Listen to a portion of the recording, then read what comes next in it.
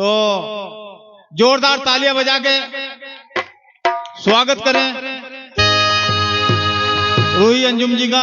रूही अंजुम भाई, ऐसी शख्सियत आपके सामने है, आप बहुत खुश नसीब हो कि आपके बीच में मैम आई है।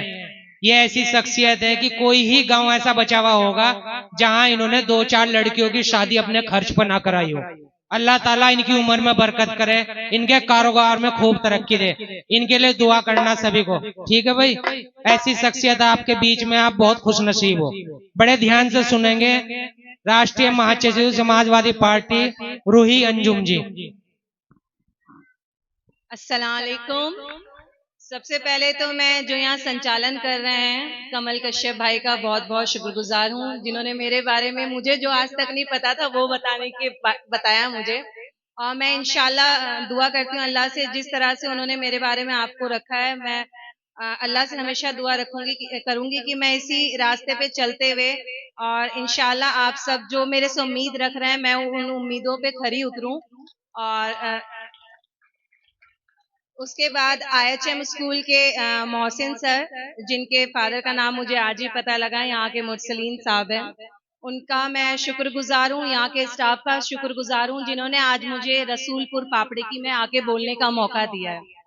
मैं पिछले 11:30 बजे से यहाँ 1:30 बजे से बैठी हूँ। जो 2 घंटे में मैंने इस गांव के बारे में जाना, आसपास देखा, बच्चों को देखा, उससे मुझे इतना ही पता है बेटा कि आप लोग यहाँ आ रहे हैं, पढ़ रहे हैं। और मोहसिन सर जो आप पे गुस्सा कर रहे हैं, वो भी आपको इसलिए गुस्सा कर रहे हैं कि माँ बाप के बाद एक टीचर होता है जो चाहता है कि उसका बच्चा उस स्कूल का नाम रोशन करे, गांव का नाम रोशन करे। और दूसरा मैं पहले बताना चाहूंगी, सर ने मुझे कहा कि मैं बहुत दूर से आई हूँ। हाँ, मैं सहारनपुर में रहती हूँ, देहरादून में रहती हूँ, लेकिन शायद इनको भी ना पता हो, लेकिन मैं आपके बहुत ही पड़ोस के गांव सड़क दूधली से हूँ, जो आपके गांव से शायद 1-2 किलोमीटर दूर ही पड़ता होगा। तो मैं सड़क दूधली की बेटी हूँ। माशाल्लाह मेरे पापा जो आज मेरे साथ यहाँ बैठे हैं, उन्होंने भी ऐसे ही जैसे मोहसिन भाई यहाँ काम कर रहे हैं, इसी तरह सड़क दूधली से मुझे निकाला था। मेरी सारी पढ़ाई चंडीगढ़ में हुई है, उसके बाद मेरी जॉब भी रही, बाहर रही हूँ मैं दुबई। शादी मेरी सहारनपुर में हुई थी। तो मैं अपने बारे में थोड़ा बताती हूँ बेटे। अब देखो, अपने ना मोहसिन सर को डांटने का मौका मत दो, मैं बोल रही हूँ ना, तो थोड़ा सा मैं मुश्किल से 10 मिनट लूंगी और इंशाल्लाह मुझे उम्मीद है कि इन 10 मिनट में से अगर आप 1 मिनट भी अपनी जिंदगी में फॉलो कर लोगे बेटा, तो जिस तरह आज आपने मुझे इज्जत दी है, जैसे आप लोग बैठे हो, आज से 10-15 साल बाद आपको भी कोई गाँव बुलाएगा और आप इस गाँव का नाम रोशन करेंगे। 2 चीजें होंगी, करेंगे और करेंगी, लड़का और लड़की दोनों। तो बेटा मैं एक सड़क दूधली गांव से हूँ, आपकी तरह ही। आपकी तो मुझे सड़कें भी दिख रही हैं यहाँ पर। जब मैं हुई होंगी, पापा थे तब तो वो एक स्कूल में पढ़े थे, सरकारी स्कूल। तब तो ऐसे प्राइवेट या स्कूल नहीं होते थे जैसे कि आपको मोहसिन भाई ने यहाँ पर दिया है स्कूल। तो इसलिए मैं एक तो सबसे पहले आप अपने सर के लिए क्लैपिंग करें कि उन्होंने आपको एक स्कूल दिया है कि आपको दूर नहीं जाना पड़ रहा पढ़ने के लिए, आपको सब कुछ यहीं पढ़ने के लिए मिल रहा है। और दूसरा बेटे, सड़क दूधली से हम लोग चंडीगढ़ गए थे, वहां हमने पढ़ाई की थी। माशाल्लाह मैंने MBA किया हुआ है, मेरे पापा ने मुझे MBA मास्टर्स कराया था ह्यूमन रिसोर्सेज में। उसके बाद मेरी नौकरी रही, मैं बाहर कई कंट्रीज में भी गई हूँ, मैंने वहां से एक्सपीरियंस जो लिया। फिर मेरी शादी दिल्ली में मैंने जॉब की, फिर मेरी शादी सहारनपुर में हुई। एक बहुत अच्छा इत्तेफाक मैं आपसे शेयर कर रही हूँ, जो लड़कियों को भी आगे जाके सुनना पड़ता है।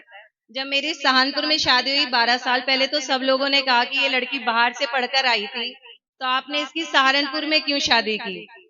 आप तो बच्चों, आपके बड़ों को पता है सहारनपुर एक चीज के लिए फेमस हुआ करता था, मक्खी, मच्छर और मौलवी के नाम से, कि बहुत गंदा रहता है, आपने वहां क्यों की। लेकिन मैंने इस शहर में आके जब देखा, उन्होंने कहा वो करेगी क्या, वो उसने बाहर इतनी अच्छी जॉब की, अच्छी हाईली सैलरी पे थी।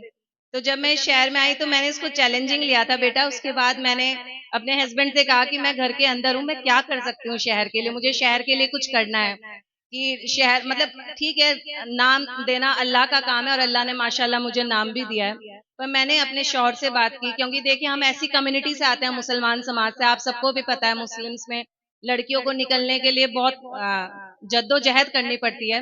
अल्लाह का शुक्र, जैसे कश्यप भाई ने बताया कि यहाँ गांव की बेटियां बहुत पढ़ने आती हैं, उसका मुझे बहुत खुशी हुई। मैं देख भी रही हूँ ऊपर बहुत बेटियां बैठी हैं, यहाँ बैठी हैं। तो बेटा आप लोगों को ना सबसे पहले ईमानदार रहना है। अगर आप ईमानदार रहेंगे, ईमानदार किसके प्रति, अपने मजहब के प्रति, अपने माँ बाप के प्रति, अपने स्कूल के, अपने टीचर के प्रति, तो आपसे कोई आपकी चीज छीन नहीं सकता। आपकी एक ही चीज है, पढ़ाई।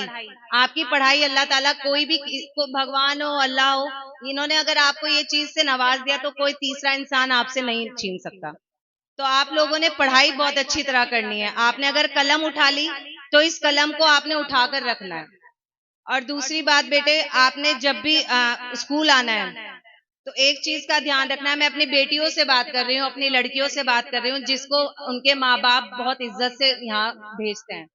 आपको बेटी ऐसा कोई भी शिकायत का मौका नहीं देना गांव में, क्योंकि अगर एक बेटी कोई भी घर में शिकायत का मौका दे देती है तो उस गांव पे पूरा असर होता है। वो पूरा गांव अपनी बेटियों को पढ़ने नहीं भेजता। तो आप सबको पढ़ना है, अपने गांव का नाम रोशन करना है। एक बेटी शादी के बाद एक अच्छी बेटी बहू बन के जरूर जाती है, उसको एक अच्छी बेटी भी बन के दिखाना है, नंद बन के भी दिखाना है, बहू बन के भी दिखाना है। तो आप बेटियों को सब कुछ अच्छा करना है। करेंगे या नहीं करेंगी इस गांव की बेटियां? हाँ, इस गांव की आज मैं 2 घंटे पापड़े की मैं जरूर आई हूँ, पर मुझे इस गांव के बारे में सुन के सबसे अच्छा कश्यप भाई से लगा कि इस गांव में लड़कियां पढ़ रही हैं। और सबसे बड़ी बात, मैं सभी माँ बाप को उनकी बहुत ज्यादा उनका धन्यवाद करूंगी कि वो अपने बच्चों को पढ़ने भेज रहे हैं। और बच्चों, एक तो आपको सबसे बड़ी बात कि आप अपने लिए क्लैपिंग बजाएं, क्योंकि आप सुबह से बैठे हुए हैं। और आपके प्रिंसिपल सर आपको पीछे डांटने जा रहे हैं, वो भी उनकी एक मजबूरी है कि हम सबका वो रिस्पेक्ट करा रहे हैं। लेकिन मैं समझ सकती हूँ 1:30 बज रहा है, आप सबके पेट में चूहे दौड़ रहे होंगे, भूख लग रही होगी आप सबको।